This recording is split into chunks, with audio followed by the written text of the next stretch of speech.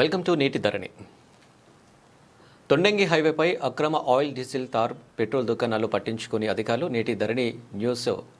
తొండంగి కాకినాడ జిల్లా తొండంగి మండలం జాతీయ రహదారి తమ్మయ్యపేట నుండి తుని గౌరయ్య కోనేరు దారి పొడవున అక్రమార్కులు ప్రభుత్వ నిబంధనలకు విరుద్ధంగా రావికంపాడు రోడ్డు నుండి తమ్మయ్యపేట అన్నవరం తుని వరకు జాతీయ రహదారి వెంబడి రేయింబావులు హైవేపై రోజుకు లక్షలాది వాహనాల్లో ఐరన్, డీజిల్, పెట్రోల్, తారు వాహన డ్రైవర్లను ప్రజా ప్రలోభాలకు గురిచేసి యథేచ్ఛగా అక్రమ దందా సాగిస్తున్న సుబ్బారావు పుటాపై అధికారులు చర్యలు చేపట్టారు. అంటే బెంబలెక్కిపోతున్నారు. ఇక సుబ్బారావు తెలుగుదేశం పార్టీ నాయకుడని తుని నియోజకవర్గ మాజీ మంత్రి అనుచరిని చెప్పుకుంటూ దందా సాగిస్తున్నట్లు తమ్మయ్యపేట గౌరయ్య కోనేరు తుని ప్రజల నుండి వినిపిస్తున్న మాట.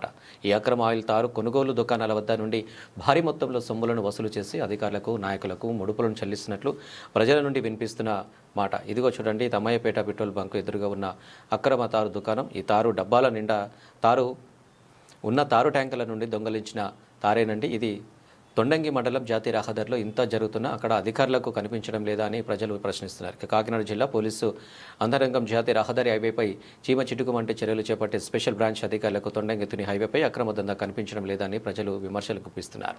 దీనిపై కాకినాడ జిల్లా ఎస్పీ బిందు మాధవ్ ఎటువంటి చర్యలు చేపడతారో చూడాలి. మరి వాస్తవాలకు ప్రతిరూపం నేటి ధరణి న్యూస్.